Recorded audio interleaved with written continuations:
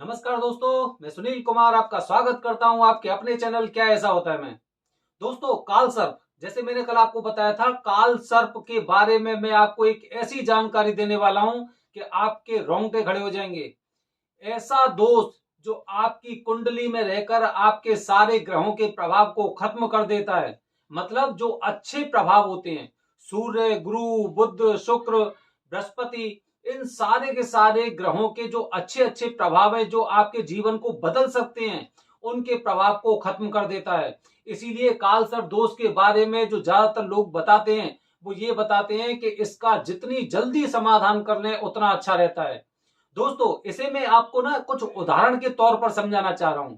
Suppose करते हैं, जैसे कि आपने अपनी लाइफ में देखा होगा, बहुत से लोग ऐसे होते हैं जिनको हल्की सी परेशानी होती है, और परेशानी के बाद क्या होता है कि वो एक केमिस्ट की दुकान पे जाते हैं, और केमिस्ट की दुकान पे जाने के बाद उससे कहते हैं कि भाई मेरी बॉडी में ना हरारत हो रही है। और ऐसे कर करके कभी 10 दिन में, 15 दिन में जब ऐसी स्थिति होती है, तो वहां से वो दवाई लेके आते हैं, और दवाई लेकर उस बीमारी का पूरी तरह से इलाज ना करके केवल कुछ समय के जो सुकून मिलता है उसे वो पा लेते हैं, और वो समझते हैं कि भाई मैं ठीक हो गया। आगे जाके क्या होता है, मेरी जिंदगी में भी काफी ऐसे लोग हैं जहां पे मैंने देखा है कि उन्होंने ऐसे कार्य किया और उसके बाद क्या हुआ है। उसके बाद ऐसी स्थिति आई है, किसी के लीवर में प्रॉब्लम हो गई है, किसी की किडनी खराब हो गई है, या फिर किसी को बहुत गंभीर बीमारी हो गई है, जैसे कि आपके बोन्स की कुछ फीवर की प्रॉब्लम होती है। ऐसा होता है। एक दूसरा उदाहरण मैं आपको दे रहा हूं दोस्त, जैसे कि आपने देखा होगा, आजकल मार्केट में भी बहुत सारे लोग ऐसे हैं जो, जैसे कि अगर कोई उनकी वाइफ है, अगर वो प्रेग्नेंट हो जाती है और उसके पीरियड से थोड़ा सा ऊपर चला जाता है, तो उसके बाद क्या करते हैं कि वो सोचते हैं कि भाई बच्चा हमें नहीं चाहिए। इसके लिए क्या है कि वो मार्केट से कुछ दवाई ले आते हैं केमिस्ट की सलाह पे, और उन दवाइयों को वो देते रहते हैं, जिससे जब भी वो प्रॉब्लम आती है, और वो लोग क्या करते हैं, उन दवाइयों को दे देते हैं। स्टार्टिंग में हमें क्या लगता है कि चलो ठीक है, सब कुछ ठीक हो गया, लेकिन 40 और 45 साल की उम्र के बाद जब हमें पता चलता है, तो उसके दुष्परिणाम हमारे सामने आते हैं, क्योंकि हमने वो कार्य अब किया है, जल्दबाजी में किया है, किसी तरह से किया है, उसका पूरी तरह से परफेक्ट तरह से इलाज नहीं किया है। इसी तरह दोस्तों, काल सर्प दोष मतलब राहु और केतु का कॉम्बिनेशन। राहु और केतु ग्रह के बीच में जितने आपके सारे ग्रह आ जाते हैं, वो उनके प्रभाव को, जो अच्छा प्रभाव होता है उसके प्रभाव को खत्म कर देते हैं। क्योंकि राहु ने भी अमृत का पान किया था। जैसे कि अगर आप पुरानी कथाओं को देखेंगे या शास्त्रों के अनुसार जाएंगे, तो जब समुद्र मंथन के बाद जब अमृत मिला था, अमृत निकला था उसमें से, तो देवताओं की सभा में बैठकर राहु ने भी अमृत को पी लिया था। लेकिन जब भगवान विष्णु ने उसके मस्तक को काट दिया था, तो इसलिए क्या हुआ कि उनका जो मुख मुख आपको दिखाई देता है, उनका धड़ दिखाई नहीं देता है, क्योंकि वो यहाँ पे कंठ से नीचे उतरा ही नहीं था अमृत। इसीलिए राहु, अब राहु ने अमृत पिया था, और राहु का जो स्वभाव था वो दैत्य का था। हालांकि वो देवताओं के साथ बैठ गए थे, देवताओं से की काफी बातें उन्होंने सुनी थी, और भोलेनाथ जी के जो प्रभाव था उससे वो डरे हुए रहते हैं। उसके बावजूद भी वो अपनी प्रवृत्ति को बदल नहीं पाते हैं। और जब वो प्रवृत्ति आपकी कुंडली में साफ साफ दिखाई देती है, तो उसकी वजह से क्या होता है कि जैसे ही उन्हें मौका मिलता है, एक योग बन जाता है, जिसे काल सर्प योग बोलते हैं। पहले उसे राहु दोष बोलते थे। जैसे ही काल सर्प योग बन जाता है, तो उनकी शक्ति प्रबल हो जाती है, और वो उस इंसान के जीवन को पूरी तरह से अस्त और व्यस्त कर देते हैं। इसीलिए जब पहले आपने देखा होगा, जब किसी के घर में किसी बालक का जन्म होता था, तो वो सबसे पहले कुंडली दिखाते थे कि कुंडली में कोई दोष तो नहीं है। आज हम लोग क्या करते हैं, आज हम लोग जब कहीं पर असफल होते हैं, बार बार प्रयास करने के बावजूद भी जब हम असफल रह जाते हैं, सफल नहीं हो पाते, तो हम किसी पंडित जी से या फिर ऑनलाइन हम अपनी कुंडली देखते हैं, और हमें पता चलता है कि हमारी कुंडली में काल सर्प दोष है। अब आप एक बात बताइए, 30-35 साल की उम्र पे पहुंचकर जब आपको पता चला है कि राहु और केतु आपकी कुंडली में बैठे हुए हैं, और उन्होंने एक कालसर्प दोष को बना रखा है, तो ये वही वाली बात हो गई जो अभी मैं आपको बता रहा था, कि बीमारी आप पाले हुए थे, बीमारी को आपने पाल रखा था, और समय समय पर वो अपने दुष्प्रभावों को दिखाते रहे। लेकिन आपने उस पर गौर नहीं किया। काल सर्प दोष से पीड़ित जो इंसान होता है वो बहुत ही, उसकी जिंदगी पूरी तरह से एकदम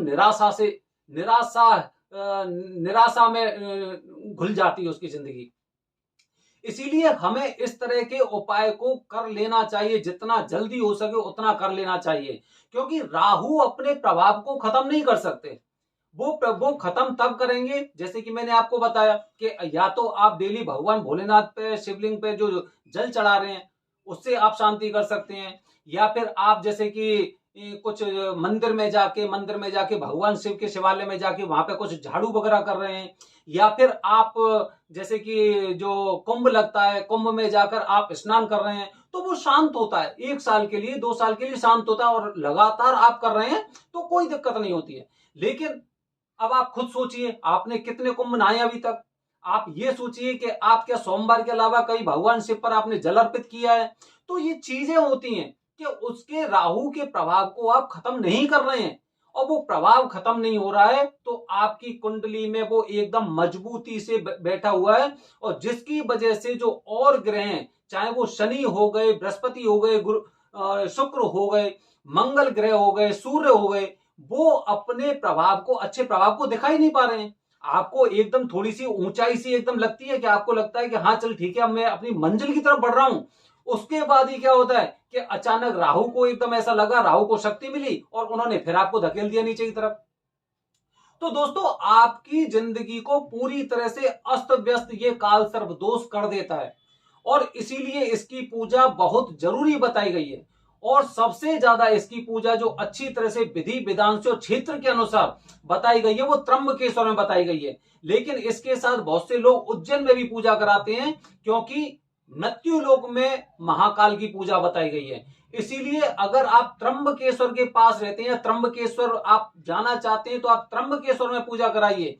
अगर आप उज्जैन जाना चाहते हैं तो उज्जैन में इसकी पूजा कराइए। दोस्तों, काल सर्प दोष की पूजा आपको अवश्य करानी चाहिए, क्योंकि जैसे ही ये पूजा होती है राहु और केतु को अपनी पूजा मिल जाती है, और वो अपने प्रभाव को खत्म करने लगते हैं, और उसके बाद जो अंदर ग्रह थे आपके वो अपने अपने प्रभाव को दिखाते हैं, जिससे आप बुलंदी पे छूते हो। दोस्तों, काल सर्प दोष, हम बहुत सी बार तो इस संशय में पड़ जाते हैं कि काल सर्प दोष, बहुत से पंडित जी कहते हैं काल सर्प दोष तो होता ही नहीं है, ये तो पंडितों की बनाई हुई बातें हैं, और काल सर्प दोष तो कुछ होता ही नहीं है, हमने तो आज तक किसी शास्त्र में नहीं पढ़ा है। लेकिन काल सर्प दोष राहु दोष होता है। जो भी पंडित जी आपसे कहेंगे काल सर्प दोष नहीं होता, उनसे उनसे विस्तृत में आपको जानकारी लेनी है कि पंडित जी हमें एक बात बताइए कि क्या राहु दोष होता है? तो वो राहु दोष होता है केतु के साथ कॉम्बिनेशन करके, और वो काल सर्प दोष ही बनाता है, उसे काल सर्प दोष कहते हैं, या फिर मॉडर्न वे में हम उसे कह सकते हैं कि ये काल सर्प दोष है। और इसकी पूजा इतनी जरूरी होती है, जितना जल्दी करा लेंगे उतना बढ़िया रहता है, जितना लेट कराएंगे उतना खतरनाक रहता है। कहते हैं ना, सावधानी हटी और दुर्घटना घटी। मैं तो आपसे भी बार बार आग्रह कर रहा हूं कि अगर आपके कोई बेबी, आपके परिवार में नया इंसान आया हुआ है, ठीक है, तो आपको उसकी कुंडली दिखानी चाहिए, जिससे कि हमारी तरह 30 साल, 35 साल, 40 साल पे उसे वो परेशानी ना झेलनी पड़े, जिसकी वजह से हमें एकदम ऐसा लगता है कि उन्नति के शिखर पर पहुंचने वाले हैं, और दूसरी साल ही हमें पता लगता है कि एकदम धड़ाम सीना नीचे गिर पड़े। तो दोस्तों, इसीलिए अगर उनकी कुंडली में कोई ऐसा दोष है तो आपको उनका समय पे इलाज करा लेना चाहिए, उसकी दवा करानी चाहिए अगर कोई बीमारी होती है तो, और अगर कुंडली में कोई दोष है तो कुंडली का भी आपको दोष मुक्त के लिए उसका निवारण का प्रयास करना चाहिए। ये बेहद जरूरी होता है, क्योंकि जितना ज्यादा समय तक ये दोष आपके शरीर में रहेगा, आपके सपने पूरे नहीं होंगे, आपकी इच्छाएं पूरी नहीं होंगी, आपके मन में चाहे कितनी भी एनर्जी है, कितनी भी पॉजिटिवनेस है आपके अंदर, लेकिन वो सारी सारी धरी रह जाएगी अगर आपने काल सर्प दोष की पूजा अगर निश्चित समय में और सही समय पर नहीं करवाई। वैसे तो काल सर्प दोष की जो पूजा होती है उसे सावन के महीने में सर्वश्रेष्ठ माना जाता है, और नाग पंचमी को जो काल सर्प दोष की पूजा होती है वो सर्वोत्तम मानी जाती है। लेकिन अगर त्र्यंबकेश्वर या उज्जैन में कहीं भी अगर आप काल सर्प दोष की पूजा कभी भी करा रहे हैं तो वो पूरी तरह से निश्चित फलदायी होती है। बस अंतर ये होता है कि आप नाग पंचमी की पूजा कर रहे हैं, वो 1 हफ्ते में अपना अच्छा प्रभाव दिखाएगी, और वैसे आप पूजा करा रहे हैं, क्योंकि वैसे आप पूजा कराएं तो हो सकता है महीने में, 2 महीने में, 3 महीने में, लेकिन प्रभाव अवश्य दिखाएगी। लेकिन एक साथ इसके साथ एक चीज और है कि भाई अभी चल रहा है नवंबर, सावन का महीना आएगा जुलाई अगस्त में, तो आप 7-8 महीने तो इंतजार कर नहीं सकते।